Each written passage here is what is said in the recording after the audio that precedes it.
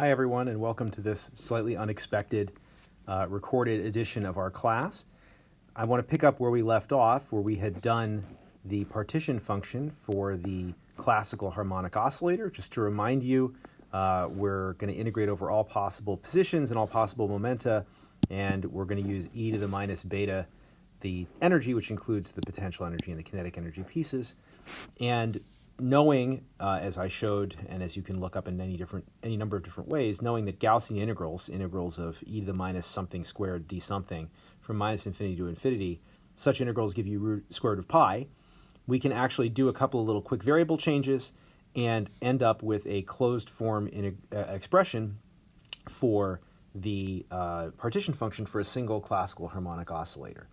And if you carry forward with this, I mentioned before, you can find that the average energy, for example, is minus d log z d beta, which is basically minus 1 over z partial z partial beta. And with the expression above, this becomes very, very simple, and you end up finding that it is given by this, where if you just simplify all of this a little bit, you see that the average energy is kT. Isn't that convenient? And I mentioned to you that this is an example of the equipartition theorem. We'll do the slightly more general case in a moment.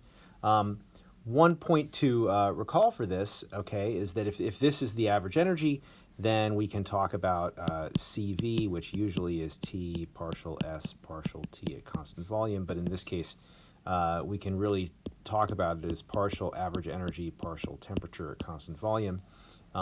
That is just K Boltzmann for one harmonic oscillator, classical. Now, if you do that, then it stands to reason if we had n independent harmonic oscillators, you'd get CV equals n K Boltzmann, right? Now,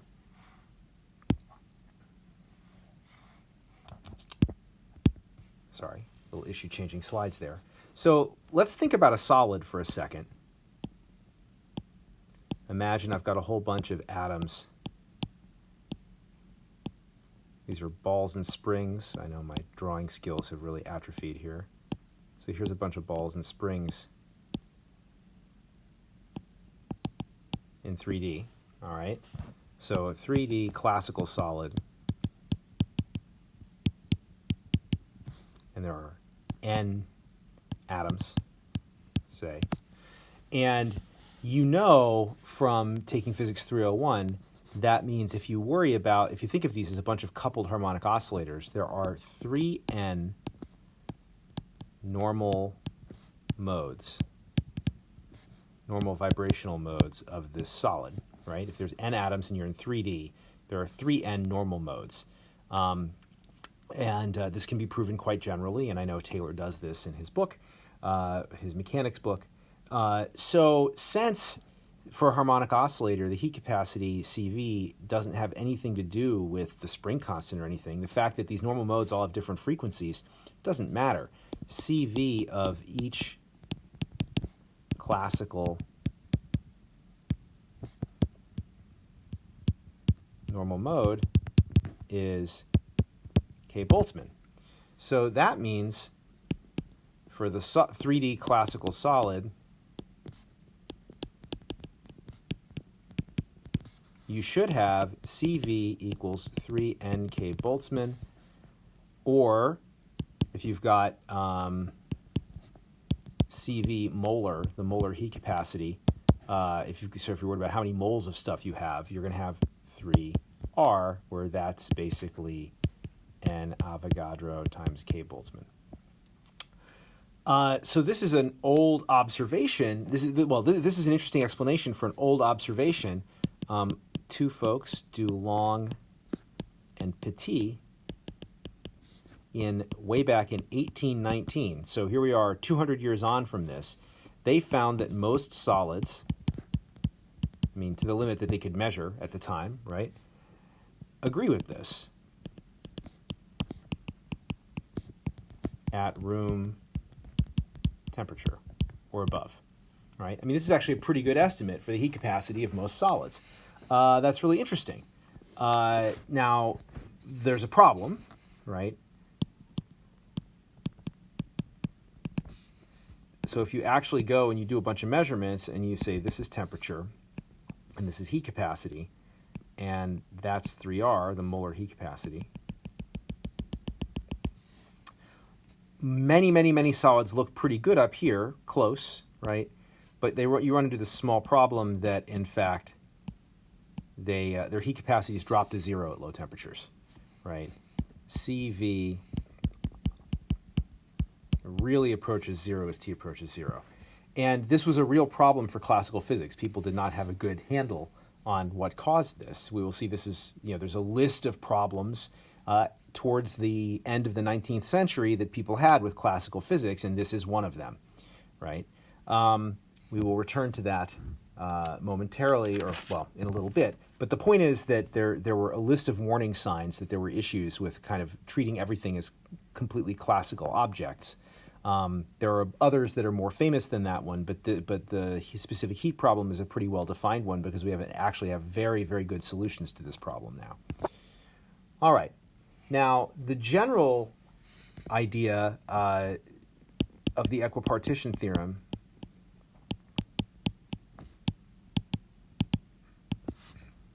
the general formulation is very, very simple, and it's really identical to the math we just did. So if the energy and now we're talking really about the microscopic energy, the energy of some microstate, right? Not the average energy. If the energy, as a function of a bunch of, I don't know why I labeled this F in my notes, but of a bunch of generalized coordinates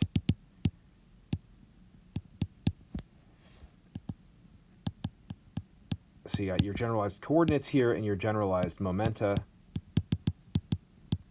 which you learn again from your exposure to Lagrangians and Hamiltonians from before, right? If the total energy of your system splits into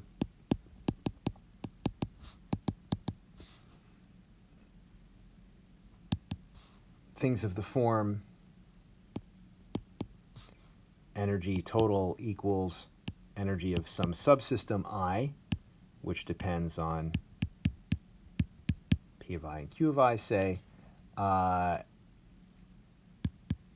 plus a bunch of other stuff, which depends on, the Q's and the P's that are not from this, right? And in fact, if we really wanted to, we could only worry about one of these things, just the momenta, right?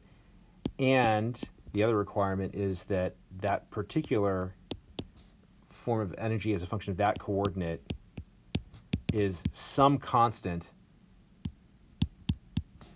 right? So this is where we say the energy degrees of freedom, or rather the energy is quadratic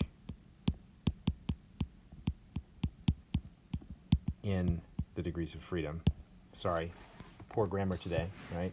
If that's true, so if we've got one quadratic thing here and it can be pulled out, then you can do one of those Gaussian integrals and deal with the contribution to the partition function from just this piece of the energy, which means you can deal with the contribution to the average energy from just this piece of the energy, and you can go and show that the average value of the energy in that particular degree of freedom is 1/2 k Boltzmann T.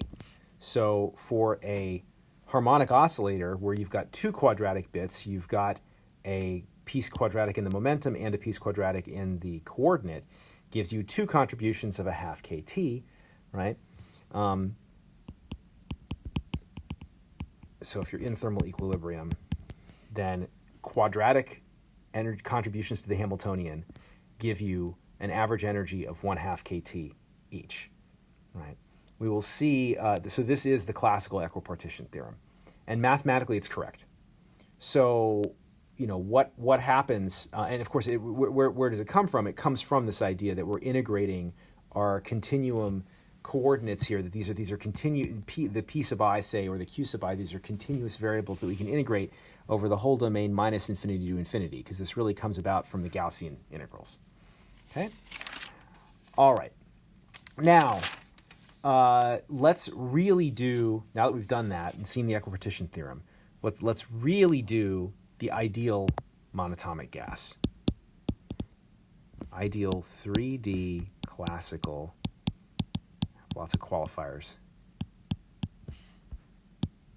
In case you're wondering, I had to drop down slightly because there's a little icon on my application for this, and I don't want to run into it because then it closes things. Okay, so 3D classical monatomic gas. Let's start with one particle first. Imagine my system is one particle, and this is going to look very familiar to you because it's going to be very similar to what we did with the harmonic oscillator to some degree. So z of one particle is going to be integral over space, integral over momenta. So we're really integrating over phase space here, all possible positions in momenta. Obviously, we're already making a classical statement by doing that. E to the minus beta p squared over 2m. Right, so that's just our friendly Boltzmann factor.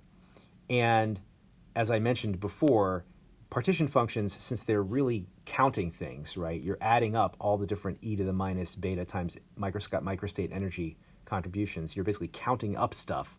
They have to be dimensionless because you're counting things. So to take care of the units of phase space, we stick a 1 over h cubed here. And it does end up being h, and we will actually see that soon. All right, so finite volume V, right? So we can do the space integration. So now we have that z is just v over h cubed. And all we're left with is the momentum piece. E to the minus beta magnitude of the momentum squared over 2m. Right? Now there are multiple ways you can do this. Okay? We could write p squared equals px squared plus py squared plus pz squared and treat each of these things separately. There's nothing wrong with that, and in which case this thing would end up being the product of 3 Gaussian integrals. And you could do each one of them with a little variable change. And as you can see, what we're encountering, where we're heading toward, is some very nice, cute, compact, closed form for the partition function for one particle. Now, the other thing you could do is, well, okay, so in case you're wondering, if you do that, if you basically turn this into the product of 3 Gaussian integrals,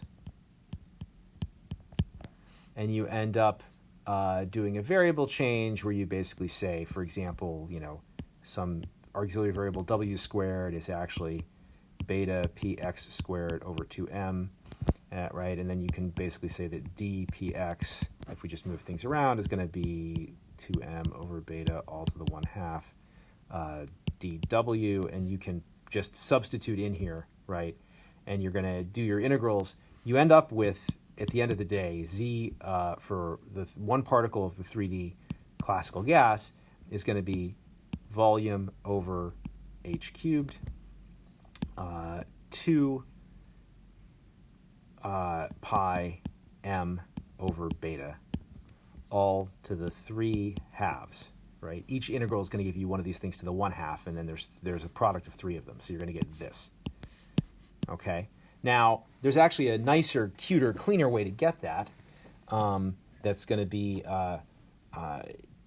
relevant for when we deal with the quantum gases. It's just going to introduce you to the idea of doing basically another way of doing volume integrals in momentum space. So what's that look like? Well, what you do is you say the volume, the integral over all of momentum space, e to the minus beta p squared over 2m. Right? I mean, really you are doing a volume integral in momentum space. And your integrand, P here, your magnitude of the momentum, doesn't care about direction. So what you can do is you could actually write this as, you could use lowercase p as a radius coordinate in momentum space, and you can integrate from 0 to infinity 4 pi p squared dp e to the minus beta p squared over 2m, right? And this is actually an easier integral to do, it turns out. In fact, you can think of it as a d by d beta of a Gaussian integral. If you just look at it, if you took a derivative with respect to beta, you would pull down a p squared to within some other constants. Anyway, you go on, you do this whole thing, you still end up at the end of the day with the same expression as before, volume over h cubed, 2 pi m over beta, all to the 3 halves. Sometimes we'll actually write the kts in the numerator. Completely the same thing. One other point, if we wanted to derive the van der Waals gas, okay, what would we have to do? I may end up recording a video of this anyway, just as an auxiliary thing for the course, just so you can see it and look at it. But it's in the book. What would you do? First of all, your volume integral for one particle would no longer extend over the whole volume. It would extend over the whole volume minus the volume taken up by the other particles. So you'd end up with a v minus capital N times the volume of each particle here. And then your momentum integral, the other aspect of this, you have to be careful if you want to treat interactions. So in fact, there'd be a potential energy term you would have to deal with. Okay, but we're not going to do that for now. So if we had n independent, distinguishable, and this is a big thing,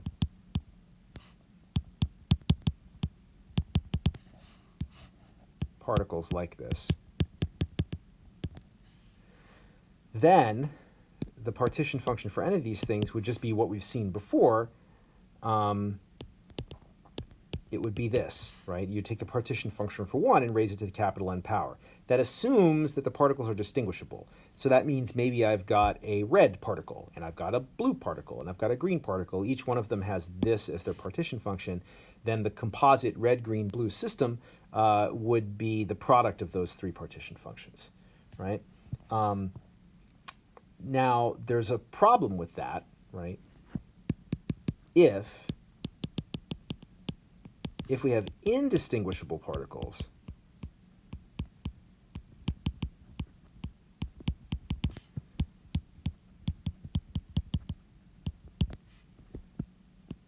z1 to the n overcounts,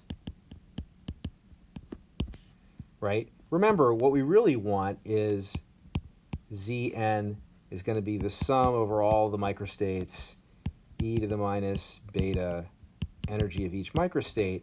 And basically, if I can't tell, if I imagine I have a particle here and another particle here, right? If one of them is red and one of them is blue, I can tell the difference between this state and the one where the two particles are swapped. But if the particles are truly indistinguishable, then there should really only be one term in the partition function. There shouldn't be. So if the particles are distinguishable, then there's a term in the partition function for these guys having the energy they do, with the red one here and the blue one here. If they're indistinguishable particles, then and likewise there'd be one for the blue particle here and the red particle here, and those would be different things. But if they're indistinguishable particles, then a particle here and any other particle here is the same thing. So the bottom line is, for indistinguishable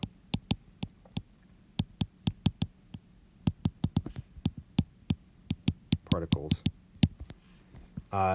Zn is partition function of one of these things to the capital N, but we got to get rid of the overcounting, and that turns out to be dividing by a factor of n factorial, because all the different possible arrangements of the particles are really equivalent, right? If I labeled the particles and imagined permuting through all the ways to lay them out, there'd be n factorial ways to do it, but those are all actually the same. So we got to divide by 1 over n by n factorial. All right. Now, so we will go with this. What does that actually look like? It is 1 over n factorial, duh. And what we had before, which is v over h cubed 2 pi m over beta to the 3/2, and all of that to the capital N. So that is the partition function for the classical ideal gas of indistinguishable particles. So where does the classicality come in? Right? What makes this classical? Assuming that P and R are arbitrarily specifiable. Sorry. Arbitrarily specifiable. Right? I can just, with arbitrary precision, specify both the position and the momentum. That automatically makes it classical. Right? And the other aspect of it is doesn't worry about two particles with the same quantum numbers, right? So essentially, we don't have the Pauli principle here. There's nothing wrong in our classical treatment with having two different particles having identical positions in momenta. It's okay. They're infinitesimal, right? And again, the ideality, what makes this an ideal gas? No interactions between particles, i.e., can separate the energy into contributions from each particle. That makes it very simple to do. Particle, there we go. All right, so we have a form for the partition function. Ta-da! That means we can do, as I've explained, in statistical mechanics, in the canonical ensemble, if you have an expression for the partition function, you can find just about everything. So let's actually do it. So the free energy, the Helmholtz free energy, which is a function of T, V, and N, right? That's minus K Boltzmann T natural log Z for the n particle thing. And so what's that look like? It's the minus K Boltzmann T. I'm going to pull an n down when I take the log, right, of my thing to the n. And then I've got natural log V over H cubed 2 pi m over beta all to the 3/2. Right? And then I have an additional piece. I've got plus K Boltzmann T log n factorial. So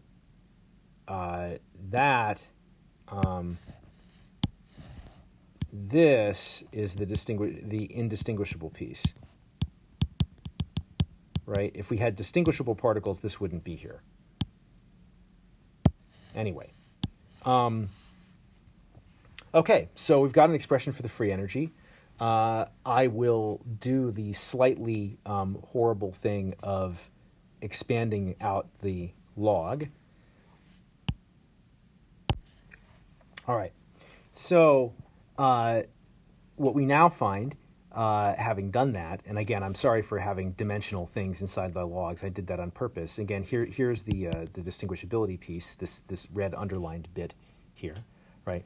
So I broke this up into pieces just because it would be simpler to see a couple of things.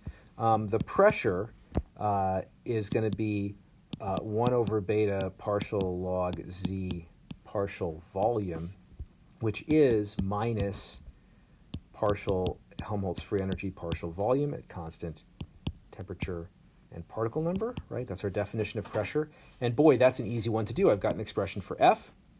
Here's the volume dependence. If I take the partial derivative of this whole big thing with respect to volume, the only term that has volume in it is this one, which is why I kind of wrote it out like this. And guess what it gives you? It ends up giving you n K Boltzmann T over V. And we have derived the ideal gas law. Nice. Okay, it's reassuring that if we're assuming an ideal gas and we do our full statistical mechanical treatment and we go back and compute the pressure, we actually get the ideal gas law. We can do a little bit more. We can say the energy, the average energy, is minus d by d beta of log z, right? And if you actually go back and look again, here's where the beta dependence is, right? That's the only term that depends on beta except for this one here, right? But if we are careful about this, what we're going to end up finding here is that the energy ends up equaling 3/2 n over beta, right? Which is 3/2 n k Boltzmann T. And when you have the 3/2 n k Boltzmann T as your energy, then we can find that CV is, in this case, partial energy, partial temperature at constant volume.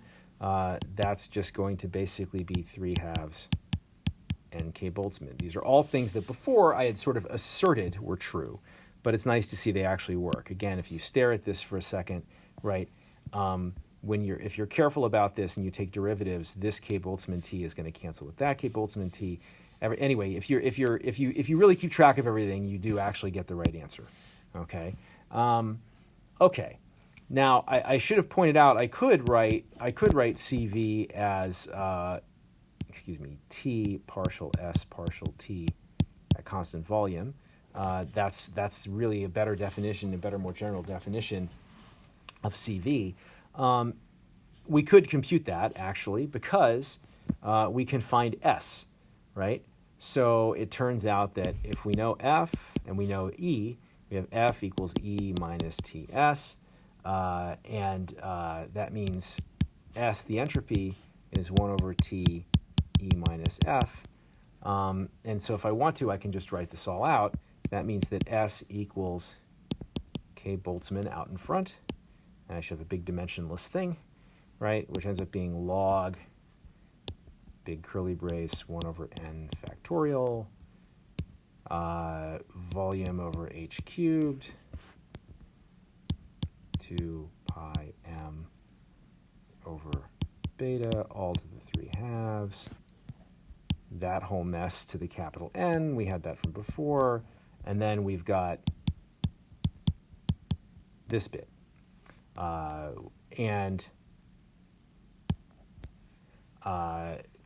Again, this is the indistinguishability piece right here, the 1 over n factorial, right? So if you want to, you can write out S term by term. You will find that it is extensive, that it actually really behaves properly. That's not immediately obvious from the way I've written it, but it does work. You can pull an n down out here. And then you have to worry about the Stirling's approximation, but you find in the end that S actually is an extensive thing.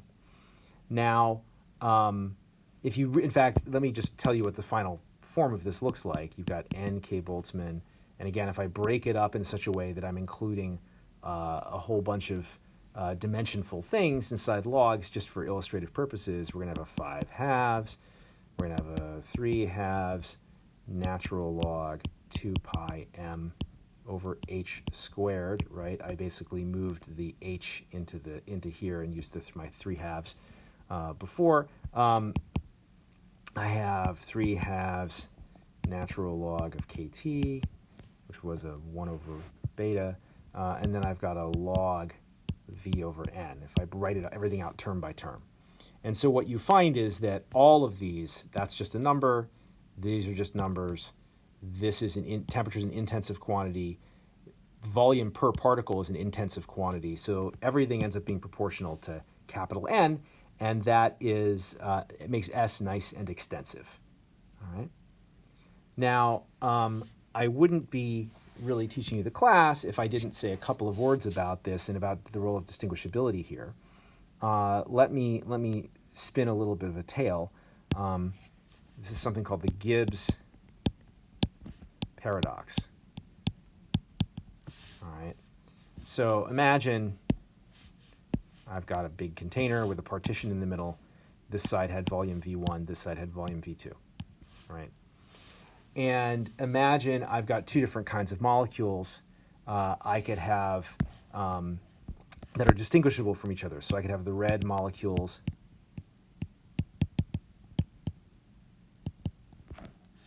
boy, that was really terrible. Red molecules start in V1, blue molecules start in V2, right? And then I pull out the partition.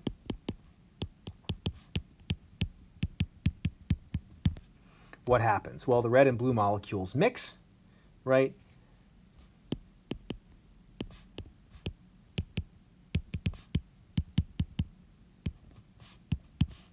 S total must increase. Fine. Now, imagine all molecules are some other color, black. Now, if you pull out the partition, right, it's a little bit harder to see whether anything should happen because, it sort of looks like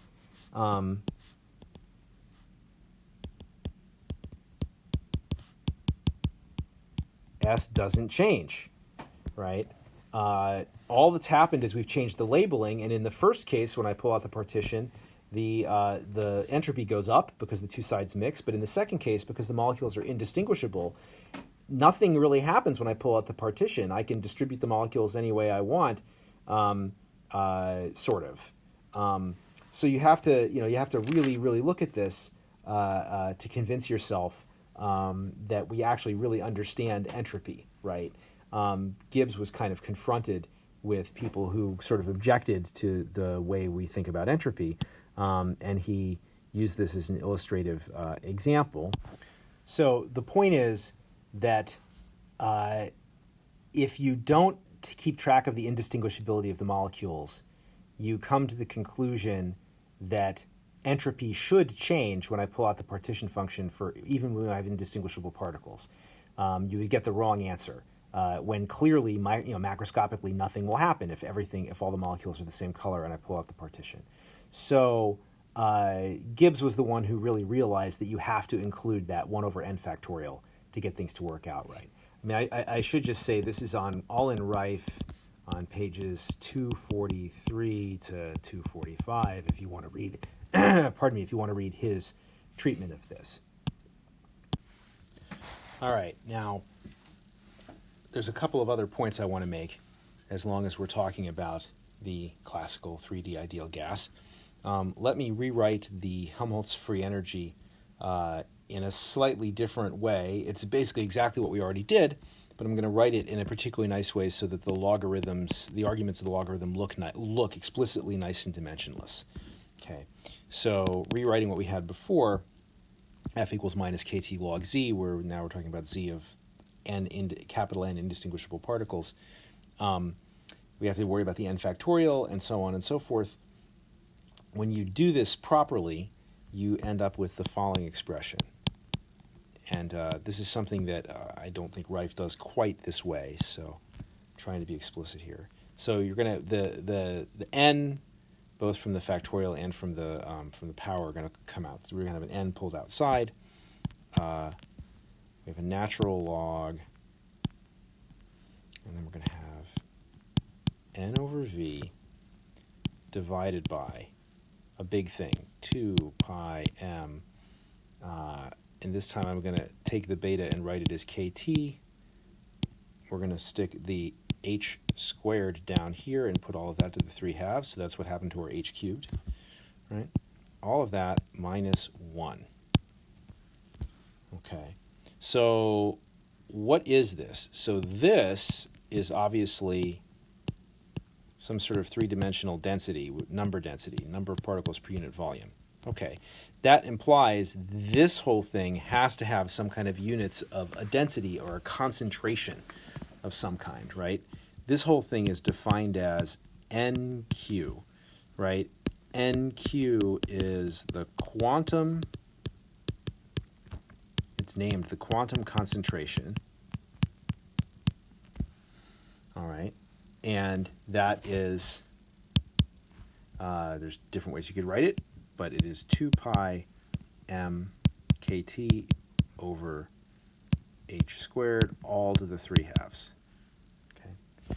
So writing it this way, you can tell interesting things happen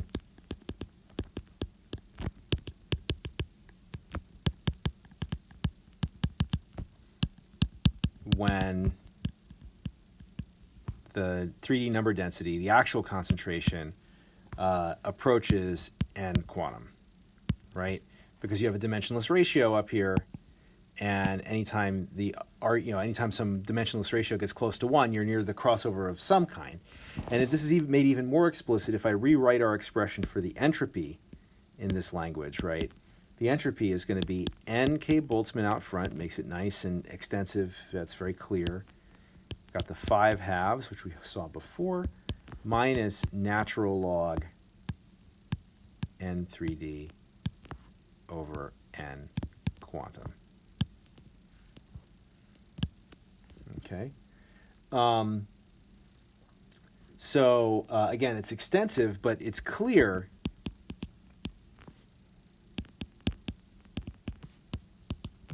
that as t goes to 0 and q goes to 0, S is badly behaved,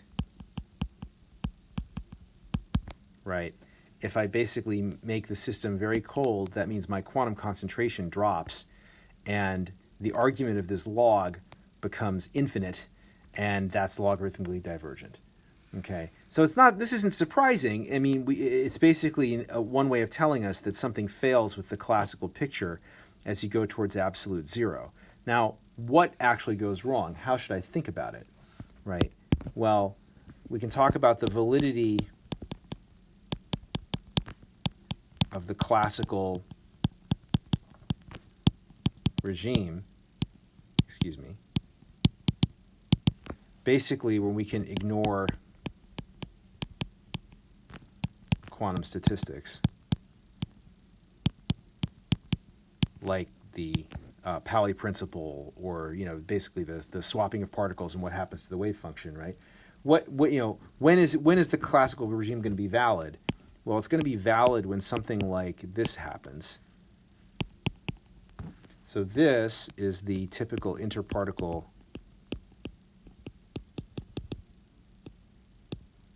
spacing in 3D, right?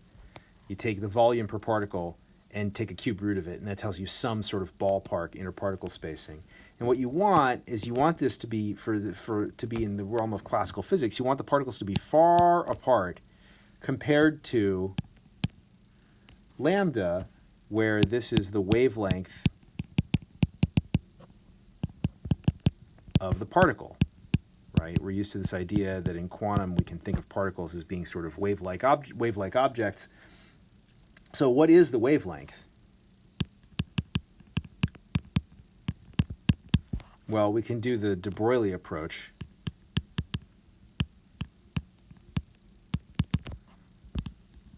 What we do is we say the kinetic energy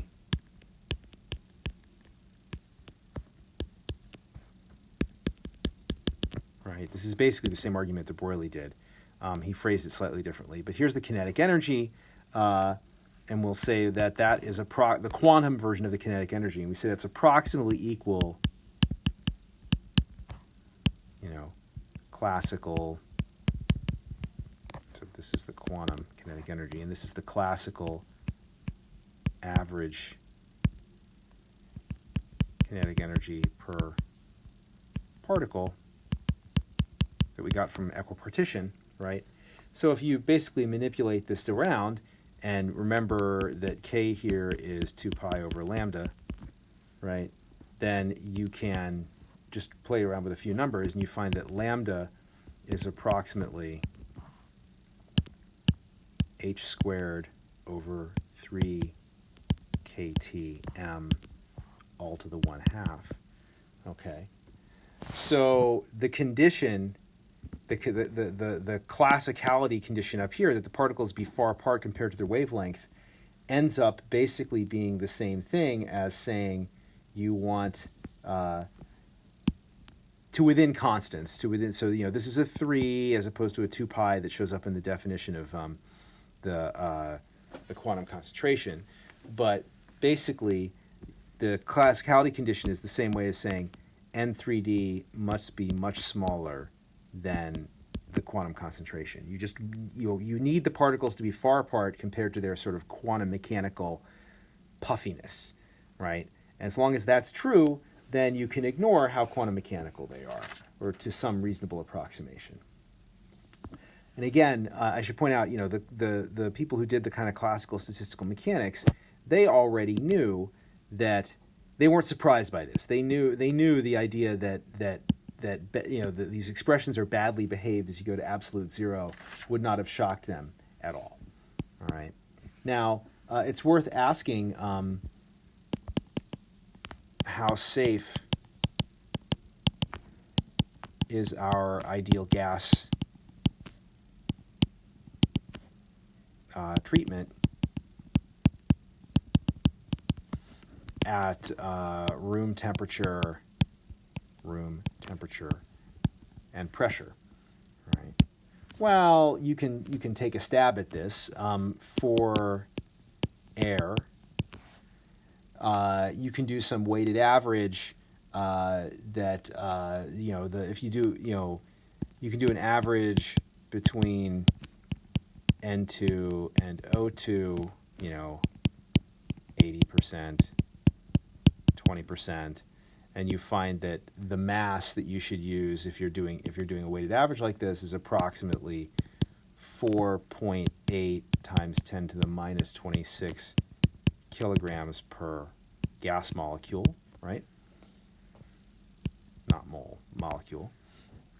And it turns out that at 300 K, if you plug that in, N quantum is 2 pi mass K Boltzmann temperature all over h squared to the 3/2. If you plug this in, that is 1.5 times 10 to the 32 particles per cubic meter. Okay. So you might want to ask, really, what is our N3D? It's around, if you do the gas in this room, it's around 2.5 times 10 to the 25 particles per cubic meter. N3D is safely much, much less than NQ for air in this room. All right. Now, what happens if we think about electrons? What about electrons in gold, say, right? Which you can't tell because I'm doing this by audio capture, but suppose I'm holding a giant lump of gold. What you find, the free electrons in gold, the valence electrons, the conduction electrons, I should say, the number density of those things is it's always a little funny to treat these things classically, but it's around 10 to the 22 per cubic centimeter, or 10 to the 28 per cubic meter, right? Now, the mass of a free electron is 9.1 times 10 to the minus 31 kilograms. And so what you find is that N quantum at 300 Kelvin is, for this, 1.23 times 10 to the 25 per cubic meter. So what you find is that N3D is actually 3 orders of magnitude larger than N quantum for electrons in a metal. no surprise, quantum statistics matters enormously for electrons in metals. Basically, the Pauli principle determines an enormous amount. So when, just so you know, when N3D is kind of greater than or on the order of N quantum, the system, any system, is said to be degenerate. So when you hear people talk about achieving quantum degeneracy, this is degenerate. The idea that it's degenerate really does have a similar linguistic origin to the idea that degenerate levels, you have a whole bunch of levels that have the same energy. So the idea here is if the system is degenerate, it means you got a whole bunch of particles in each state, right? Or you're on the verge of having a bunch of particles in each state. So the probability of more than one particle trying to occupy some individual single particle quantum state is no longer close to zero. A lot of atomic physics these days involves people achieving quantum degeneracy, taking things like ultra cold strontium and cooling it down with lasers and magnetic trapping, and getting to the point where you can really tell the difference between fermionic isotopes of strontium and bosonic isotopes of strontium, say, if you're in Tom Killian's laboratory. People like to talk about quantum degeneracy, and this is what they mean. Now, we will return to quantum statistics and the quantum gases. But first, I want to talk about the classical gas more. And then, so what we did, everything we did so far, with the partition function and everything, that's all totally true for the ideal gas. But I want to talk about a slightly different way of writing everything, because it actually turns out to be handy. If you really know microscopic things, you can actually calculate stuff. I want to talk about the Maxwell velocity distribution.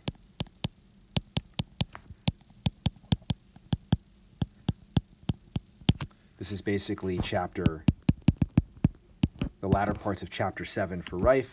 So the Maxwell velocity distribution is really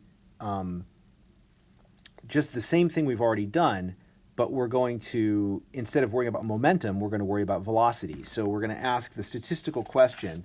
We're going to define the distribution function f, right? F is a function of position and velocity. This is an explicitly classical thing here. So if I take f, d, little volume element of r, little volume element, in velocity space, right? That is the number of molecules with center of mass positions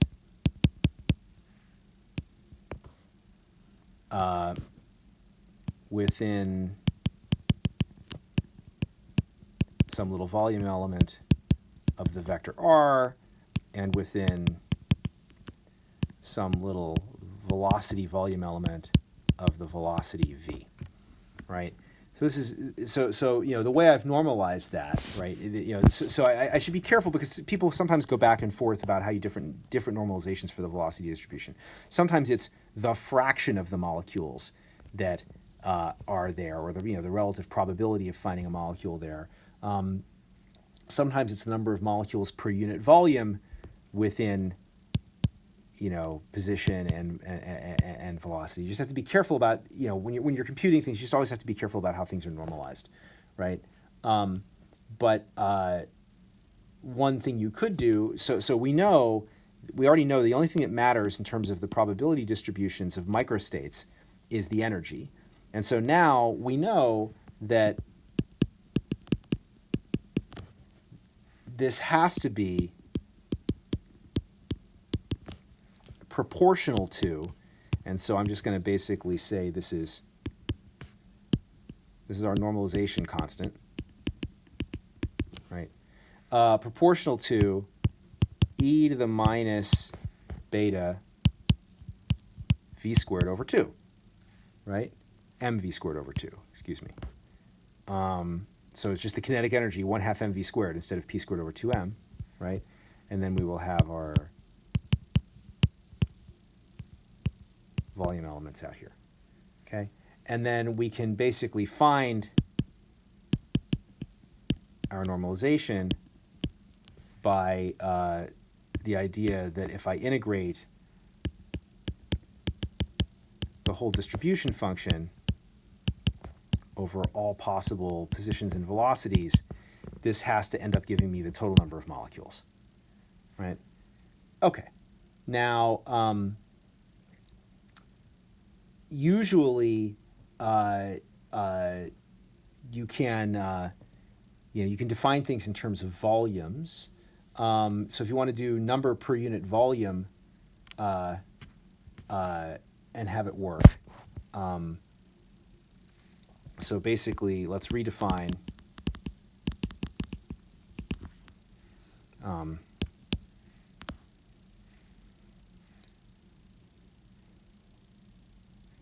such that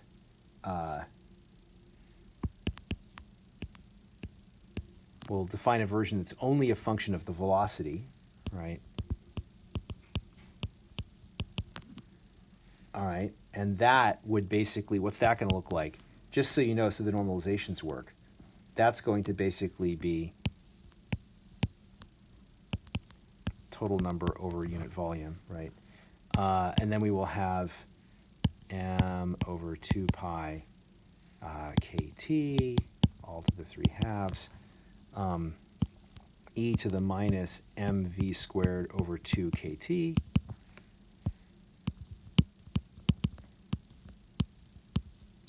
right?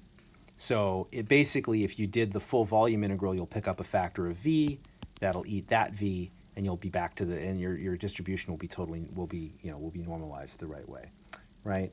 So if we integrate over over the volume and so on, in fact we can basically, if we want, we can basically do this. We can leave this here if we want to, right? And so if we do that, then that's a v. Then this here is number of molecules per unit volume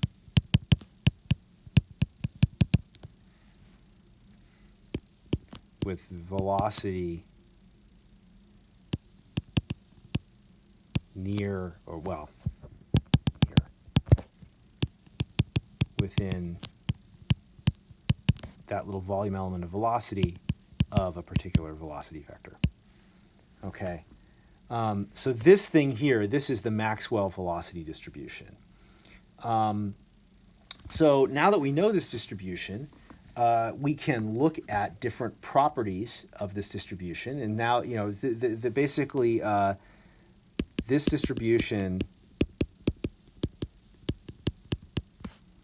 lets us do what is usually called the kinetic theory of gases, right? That means I can really talk about, gee, how many molecules are moving to the right? How many molecules are moving to the left? If I had a little tiny hole and I had a bunch of molecules flying around, at what rate would molecules fly out of the hole, right? This will allow us to calculate, you could explicitly calculate the pressure from something like this by asking about molecules bouncing off of a surface. So it's a very useful thing. We haven't said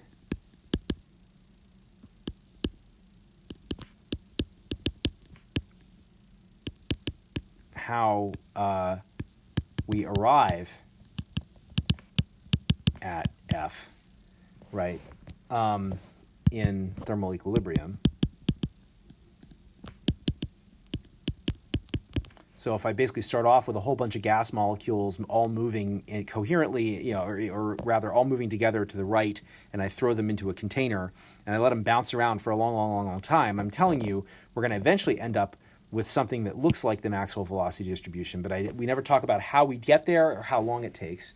There is a whole theory about this called transport theory, or you can use what's called the Boltzmann equation, that can look at the time evolution of the distribution function.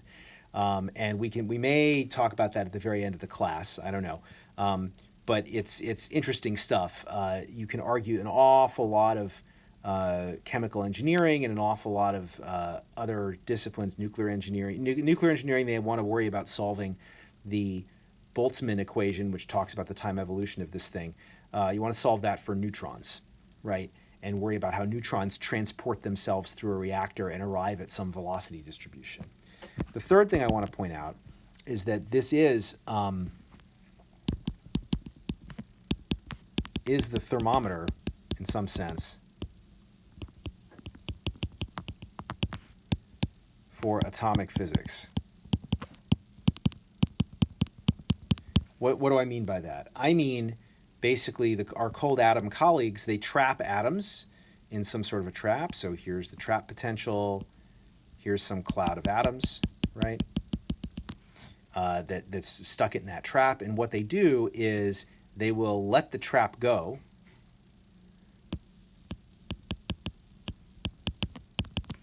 Then they'll take a picture after a delay, a known delay, and see how far the atoms have moved, right? They basically take snapshots of the velocity distribution. And guess what? They really do see that these things look like the Maxwell velocity distribution. Okay. So we can, now that we actually know how velocities are distributed, this is a kind of a probability distribution thing. We can actually ask meaningful questions, right? So how does the first one of these is how does any particular velocity component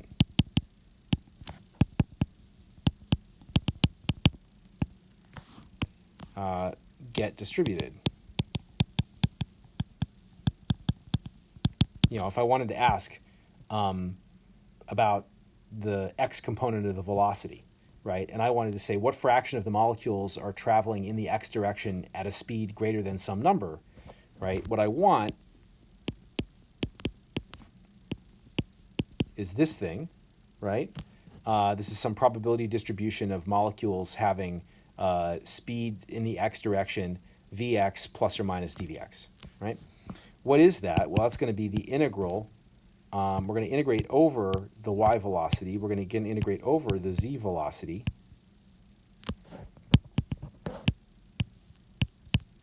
Right, of f, the full Maxwell distribution, and we're going to be left with the unintegrated Vx part. All right, so what's that look like? That looks like N3D out front, our normalization constant, m over 2 pi kt, all to the 3/2. We're not integrating over the x part, so we've got e to the minus beta m Vx squared all over 2, right? And then all of that is going to be multiplied by the y and z integrals. So we're going to have integral minus infinity to infinity dvy of e to the minus beta m vy squared over 2. And then we're also going to have integral minus infinity to infinity dvz e to the minus beta m vz squared over 2. Okay. Now, these are Gaussian integrals. We know how to do these. I will tell you now this one works out to be square root of 2 pi kt over m. This one, which is really identical, works out to square root of 2 pi kt over m. You can see these are going to eat up part of our normalization, right? And so what are we left with? We're left with the x velocity distribution, which is going to look like n3d out front, m over 2 pi kt all to the 1/2 now, because we've eaten 2 powers of this thing, e to the minus m vx squared over 2 kt dvx. All right, so you look at that expression, what do you see? You see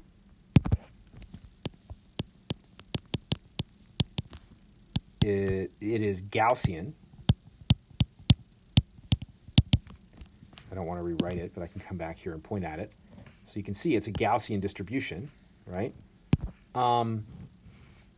So that means it's going to look sort of like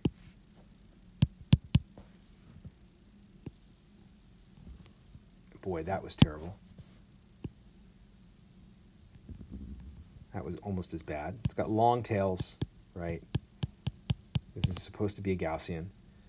And the other thing you will see is the average, because it's symmetric, right? If you look back here at the expression, this is symmetric around Vx equals 0.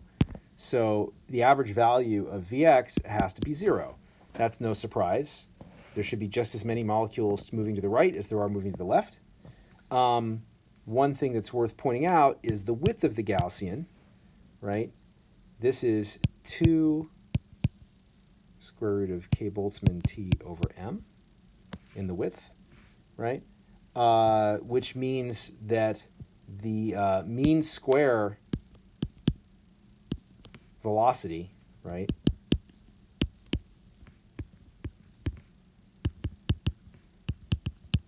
the mean square x component of the velocity equals, if you go through the math, it equals k Boltzmann t over m. So you can take a rough value here, and again, could have guessed this. Well, we could have known this. I shouldn't say guessed it from equipartition. Basically,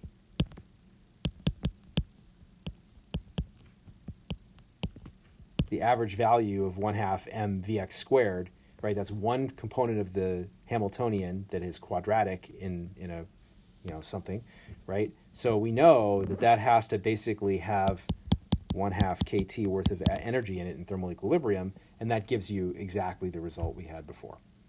Okay. So just a couple more things, and then I'll be done, and I'll wrap up my notes for now, and we'll pick this back up next Tuesday. So that was one question, was what does the velocity component look like? Here's another question for you. What is the distribution of speeds of molecules? So, I mean, maybe I don't care about direction.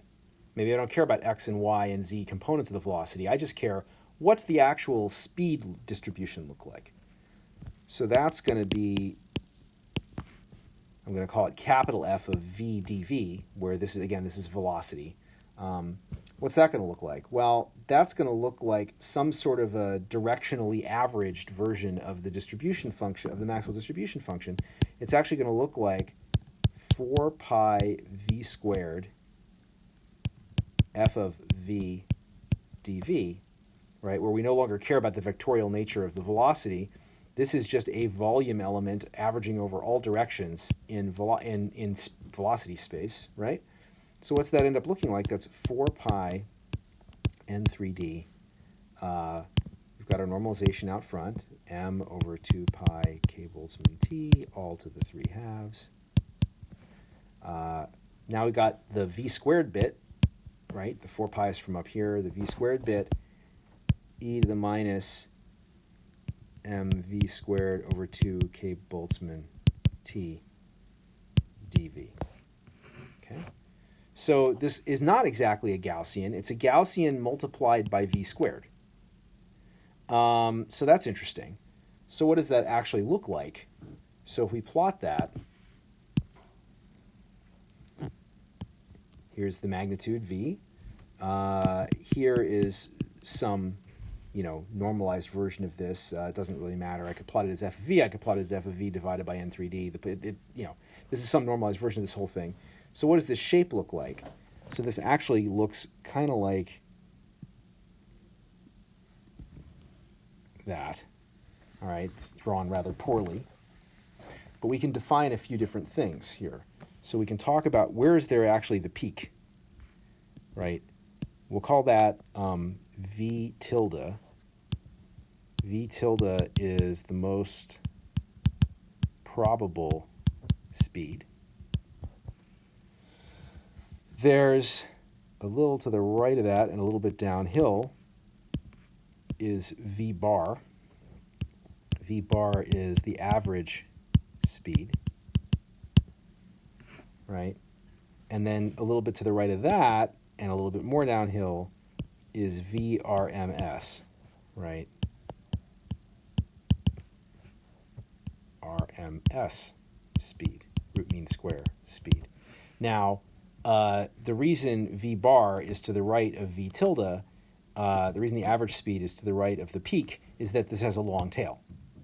And the reason that VRMS, the root mean square speed, is even farther to the right than V average, V bar, again, is that the tail is asymmetric, right? The tail on the low velocity side is cut off by 0. The tail on the high velocity side keeps going out to very high velocities. Okay, so you can actually solve for these things, right? So you can find V tilde by setting partial capital F of V. This is not the Helmholtz free energy, but this is our speed distribution function. Partial velocity to 0, right? That's how you find extrema of functions. So if you go and you do that and you take derivatives and do the algebra, you find V tilde is square root of 2 k Boltzmann t over m. You can find V bar, the average speed, by basically saying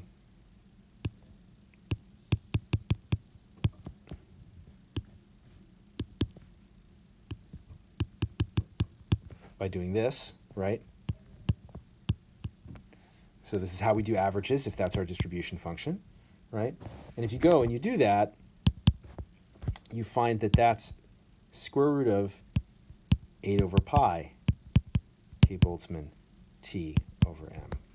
And then we already found, we can do the same for VRMS. We can find basically the average value of V squared is going to be integral V squared f of V dV over integral f of V dV, right? And if you do that, what you find is that average of V squared is going to be 3 kt over m, which means VRMS equals square root of 3 kt over m. And again, we could have gotten this one by just saying that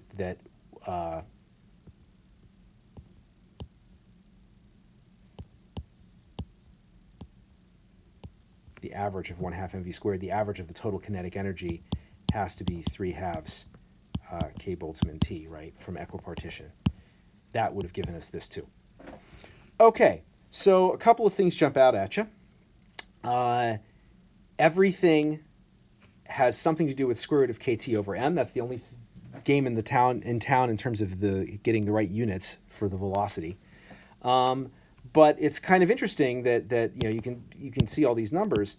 So let's actually plug something in, right? So for N2, nitrogen gas, the air in this room, at 300 K, you find that VRMS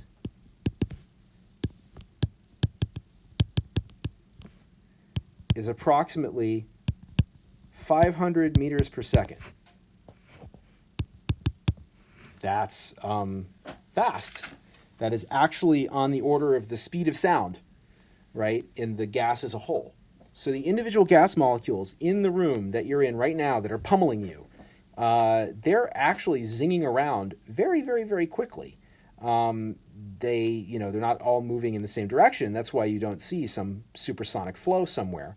But they're all moving very, very fast, and that's just kind of an interesting, at room temperature. It's kind of an interesting thing to know. All right, we'll go over this a little bit again at the beginning of class next Tuesday, but hopefully this will be enough to tide you over, and I will see you soon.